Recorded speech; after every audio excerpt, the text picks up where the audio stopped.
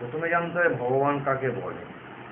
আমরা এখানে ভগবান শব্দ আর ব্রহ্ম শব্দ তফাৎ না করে যদি বলি তাহলে এইটাই বলবো যে সত্য বলে কিছু আছে কিনা ফার্স্ট জানতে হবে।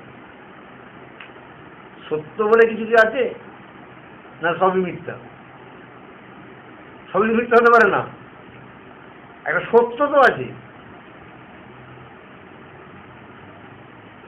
সব তো আর মিথ্যা, একটা সত্যের উপরে দাঁড়িয়ে আছে সব কিছু। এই যে সত্য যেটা, সেটাই ভগবান, সেই সত্যটাই আমি, সত্যই ভগবান। আমি এখানে ব্রহ্ম আর ভগবানের সব তফাৎ না করে আমি এক অর্থে নিয়েই বলছি সত্যটাই ভগবান। ভগবান আর সত্য এক, আর সেই সত্যটাই হচ্ছে আমি। হ্যাঁ, আমি মানে কোন আমি? এই আমি নয়, না এই আমি নয়, দেহ মন বুদ্ধির পাহাড়ে, দেহ নয়, বুদ্ধি নয়। এবার সেই সত্য, এবার সেই সত্যর কি? সত্যটা হচ্ছে যে সেটাই যেটার মানে যেটার কোনোদিন হবে না, পরিবর্তন হবে না, এবং সৃষ্টি হলো, ধ্বংস হয়ে গেল, এইসব হবে না। চেঞ্জ নেই, পরিবর্তন নেই, বিকার নেই, আজ আছে কাল নেই, এরকম হবে না। হ্যাঁ, আজ আছে কাল নেই এরকম হবে না। যেটার হচ্ছে যে এই সর্বস্ব থাকতে হবে, এখানে আছে ওখানে নেই এরকম হতে হবে না। এখানে প্রযোজ্য ওখানে প্রযোজ্য, তাহলে যে সত্য নয়। সত্য হলে সেইটা সর্বদাই সত্য। সত্য হলে সেটা সর্বোচ্চ প্রযোজ্য। সত্য হলে সেটা মানে এই শাশ্বত হতে হবে, সনাতন হতে হবে। সেটাকে আমরা নিত্য বলেছি। প্রকৃতপক্ষে সেই যে জিনিস, সেই জিনিসটা হচ্ছে যে আমরা যখন সেই টাইম এবং স্পেসের বাইরে চলে যাব, ধ্যানের গভীরে গিয়ে নির্বিকল্প সমাধি অবস্থায়, তখন সেইটা অনুভব হবে, বোধে বোধ। ঠাকুর বলেছেন যে যখন গভীর ধ্যান হচ্ছে তখনই আপনি আস্তে আস্তে সময়ের জ্ঞান চলে যাবে, স্থানের জ্ঞান চলে যাবে। অর্থাৎ ওইটা হচ্ছে একটা পিওর কনসাসনেস, শুদ্ধ চৈতন্য। শুদ্ধ চৈতন্য, কনসাসনেস অফ সামথিং নয়, কনসাসনেস ইটসেলফ। হ্যাঁ, আমার দেহের চেতনা, আমার বস্তুর চেতনা, এরকম নয়। চেতনাটা স্বয়ং, তাকে বলে চৈতন্য।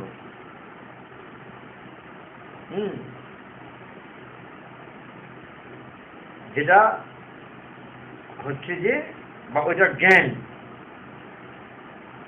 ওটা জ্ঞান স্বয়ং, সেন্সেশন, সংবিদ। এগুলো বোঝানো খুব কঠিন, কিছুটা নিজে নিজে চিন্তা করতে করতে নিজে নিজে ধারণা হয়। এইটা আপনি যেটা বললেন সত্যটাই যে ভগবান, এটা যদি বলা যায় তাহলে কিন্তু যে যার নেগেটিভ মাইন্ড সে কিন্তু পজিটিভ মাইন্ড হতে পারে। আমি তো আগেই বলবো যে প্রথম কথা হচ্ছে যে আপনি আছেন তার প্রমাণ কি? আপনি যে আছেন তার প্রমাণ কি? তাকে তো ফার্স্ট কোশ্চেন, আপনি আছেন কি নেই? সে যদি বলে শরীর মাত্র বলবে সেটা আছি। হ্যাঁ, আমি আছি, আমি আছি, তার প্রমাণ কি? আমি তো শরীর, হ্যাঁ আমার শরীর, শরীর, হ্যাঁ শরীরটাই তাহলে আপনি। হ্যাঁ, তাহলে হচ্ছে যে তাহলে আপনি তার মানে যে শরীরটা বলতে কোন শরীরটা? এই যে শরীরটা দেখা যাচ্ছে। না না, আপনি যখন জন্মেছিলেন আর আপনি যে আপনি কথা বলছেন, গতকালের আমি আর আজকের আমি কি এক নাকি? আমি একই দেখছি, এক কোটি করে দেখছি। প্রতি মুহূর্তে তো আপনি পাল্টে যাচ্ছেন। আপনি ছোটবেলায় যা ছিলাম দিন দিন বড় হচ্ছি, কৈশোর হলো, যৌবন হলো, প্রৌঢ়ত্ব প্রাপ্ত হয়ে তার মৃত্যু হবে। না না, না না, আপনি মরে যাওয়ার পরেও তো শরীরটা দেখতে পাওয়া যাবে। আপনি মারা যাওয়ার পরেও তো পয়সা থাকবে, চুরি না পেয়ে। আপনি যখন মারা গেলেন তখন তো আপনার শরীরটা রয়েছে, তাহলে আপনি আছেন। আপনি যদি দেহ হবেন তাহলে তো আপনি তখনও আছেন। উদ্বোধনে একটা লেখা বেরিয়েছিল আপনি যদি দেহটা যদি আপনি হন, তাহলে মরে যাওয়ার পরেও আপনার বডিটা যেমনকে তেমনই আছে। আপনি আধ ঘন্টা আগে মারা গেছেন, কিন্তু আপনার বডি তো যেমনকে তেমন আছে। তার মানে কি আপনি আছেন?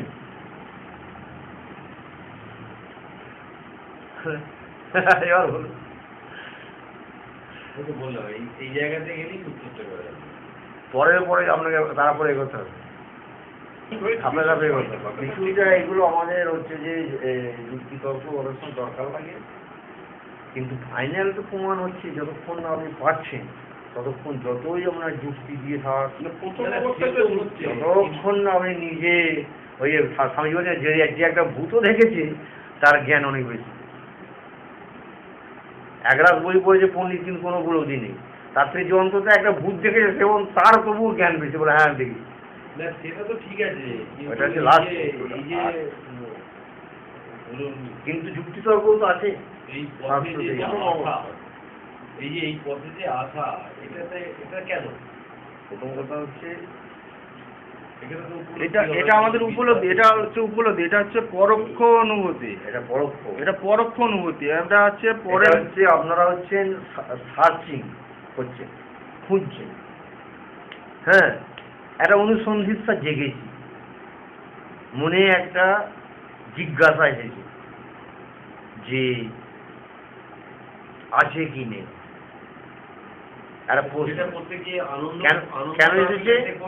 কেন এসেছে হচ্ছে যে এইটা সকলেরই একদিন এই প্রশ্নটা আসবে। যেহেতু মানুষ মননশীল প্রাণী, চিন্তাশীল প্রাণী, তাকে একদিন চিন্তা করতেই হবে যে অতক্ষণ এরপর কি। যখন সে সংসারে দেখবে ভুয়া, যখন সে ঘাত প্রতিঘাত খাবে, ধাক্কা খাবে, দেখবে কেউই আমার আপন নয়, সব সারা স্বার্থ নিয়ে চলছে, এই যখন সে সব বুঝবে, তখন সে বলে তাহলে কোথায় শান্তি, কোথায় আনন্দ। না আমার তো যেটা মনে হয় যে ঠাকুরের কথামৃতের কথাগুলো, সংসার রসার বা এই যে কথাগুলো, এই কথাগুলো যখন চিন্তা করতে করতে দেখা হয়, তখন হ্যাঁ কথাগুলো তো সত্যি কথা। সত্যি এইখানেই ক্লিকটা করেছে, বলো তো এইখানেই ক্লিকটা করেছে বলেই ওই মানুষটার উপরে একটা ভালোবাসা দিন দিন জমছে, ক্রমাগত বাড়ছে। এবার আজকের কথামৃতের পড়া একরকম, কালকের আরেক রকম, রসটা ক্রমশ যেন বাড়ছে। এইটা থেকেই মানে আনন্দের একটা ফলগু ধারা, যে হ্যাঁ তাই তো ঠিকই তো বলেছে ঠাকুর। আরো ভেতরে যখন যাচ্ছি, তখন প্রতিটা ওয়ার্ড ধরে যখন হচ্ছে, তখন এই সবটাই হচ্ছে পরোক্ষ অনুভূতি। আমার যেটা নিজস্ব সেটা আমার, এটা সবটাই আমাদের যেটা বই যখন পড়ছি, স্বামীজির কথাগুলো একদম ঠিক কথা, তো বাস্তব জীবনের সঙ্গে তো খুব মিল, এটা একদম খাঁটি কথা। তখনই মনে হচ্ছে হ্যাঁ এইটাই পড়। যেটা বললেন, ওই প্রশ্ন হচ্ছে যে সত্য বলে কিছু আছে কিনা। যদি দেখা যায় সত্য আছে, তো সেই সত্যটাই ভগবান। God is truth, truth is God. সত্যটারই অপর নাম ভগবান। সেটা যুক্তি, তারপরে অনুভূতিটাই যখন হয় এইবারে এইবারে সেটা তার নেচার কি রকম সেটা তোমাকে জানতে হবে সাধনার দ্বারা, যে তার সেই সত্যটার নেচার কেমন। ঠাকুর বলেছেন যে সত্যটার নেচার দু রকম। একটা নেচারের নাম দিয়েছি নিত্য, একটা নেচারের নাম দিয়েছেন লীলা। একটা নেচারের নাম দিচ্ছি আমরা অ্যাবসলিউট ট্রুথ, একটা নেচারের নাম দিচ্ছি রিলেটিভ ট্রুথ। হ্যাঁ, অনেক বিজ্ঞানী বলে রিলেটিভ ট্রুথই আছে, অ্যাবসলিউট ট্রুথ বলে কিছু নেই। তাদের এই ভুল ধারণাটা আবার ভাঙাতে হবে। রিলেটিভ শব্দটার মধ্যেই অ্যাবসলিউট শব্দটা লুকিয়ে আছে। শব্দটাই আসতো না, অ্যাবসলিউট আছে বলেই রিলেটিভ শব্দটা এসছে। সেখানেই অ্যাবসলিউটের সাপেক্ষে রিলেটিভ। হ্যাঁ, পরম তার সাপেক্ষে আপেক্ষিক। যেরকম ওরা বলছে যে তাহলে নিত্য বলে কিছু নেই, তুমি জানলে কি করে এটা অনিত্য? অনিত্যকে জানতে গেলে নিত্যকে আনতে হবে। নিত্যের সাপেক্ষে এটা অনিত্য। সে বলছে স্থির বলে কিছু নেই, সবই গতিশীল, সবই পরিবর্তনশীল। তাহলে সবই যদি গতিশীল, তুমি গতিকে জানছো কি করে? গতিকে জানছো কি করে? তার থেকে কম গতি সম্পন্নের সাপেক্ষে, তার থেকে কম গতি সম্পন্নের সাপেক্ষে, তার থেকে কম গতি সম্পন্ন। এবার আমি পিছু ক্রমশ তার থেকে কম গতি, তার থেকে কম গতিকে বুঝতে গেলে তার থেকে কম গতিকে যেতে হবে। আবার এটাকে বুঝতে গেলে তার থেকে কম গতি করতে হবে। করতে করতে যেখানে জাস্ট মোশন শুরু হচ্ছে সেটাকে বুঝতে গেলে যেখানে মোশন লেসের সাপেক্ষে বুঝতে হবে। একদম সেটাকে বলে ধ্রুব, কনস্ট্যান্ট। সেই যে একবারে অ্যাবসলিউট মোশনলেস, 3 গুণের পার। এবং যেখানে কোনো চেঞ্জ নেই, কোনো মোশন নেই, সেইটাই হচ্ছে যে আত্মা। এটা 3 গুণের পার। না, তার মানে কি? তার মানে এই যে গতিকে আমি বুঝছি, পরিবর্তন বুঝছি, তার মানে আমাকে একটা ওই যে অ্যাবসলিউটে পৌঁছতে হবে, তার রেসপেক্টে এইটা। তাহলে আমি মোশনকে বুঝতে পারতাম না। তাহলে এমন ওইরকম একটা স্থির জিনিস আছে, সিনেমার পর্দাটা স্থির আছে, তাই তার উপর দিয়ে গতিশীল চলচ্চিত্র হচ্ছে। চলমান চিত্রটা হতো না যদি ব্যাকগ্রাউন্ডের পর্দাটা স্থির না থাকতো। এই চলমান জগৎচিত্র, এই চলমান জগৎচিত্রটা হচ্ছে এই কারণে আত্মাটা আছে স্থির। আমি যে জগৎচিত্রটা দেখছি আমার মনের স্ক্রিনে কি করে ফুটছে না, ব্যাকগ্রাউন্ডে আত্মাটা রয়েছে স্থির। সেই জন্য এই চলমান জগৎচিত্রটা আমি দেখতে পাচ্ছি। তাকে যোগীরা বলছে পুরুষ আর প্রকৃতি। ওরা কি বলছে? পুরুষ আর প্রকৃতি। তার মানে পুরুষ অ্যাবসলিউট, তার কোনো ক্রিয়া নেই, নির্গুণ নিরাকার, প্রকৃতির মাধ্যম দিয়ে কাজটা করছে। হ্যাঁ, তা প্রকৃতির মাধ্যম দিয়ে কাজ করছে, যেটা আমরা দেখছি, যেটা বুঝছি, যেটা তবে- এটা 3 গুণ সম্পন্ন। তবে এটা একটা স্টেজ পর্যন্ত, এটা একটা স্টেজ পর্যন্ত, নইলে পুরুষ আর প্রকৃতি বলে আলাদা কিছু দুখানা নয়। নয় তো, যেটা আপনি একটু আগেই তো বলে গেলেন, যেটা স্ফটিকের উদাহরণটা দিয়ে গেলেন, কিন্তু ব্যাপারটা তো একই জায়গা থেকে আসছে। এইটা ব্যাপারটা তো একই এগুলো জায়গা আপাতত, থেকে। তার কারণ হচ্ছে আপাতত। যে হ্যাঁ, এই সাংখ্যযোগ, যতক্ষণ মায়ের মধ্যে রয়েছে। সাংখ্যযোগ ততক্ষণ রয়েছে। সাংখ্যযোগ দর্শন হিসেবে কারেক্ট নয়, কারণ ও দ্বৈতবাদ, ও দ্বৈত স্বীকার করছে। দুটো আনছি, দুটো আনলে হবে না।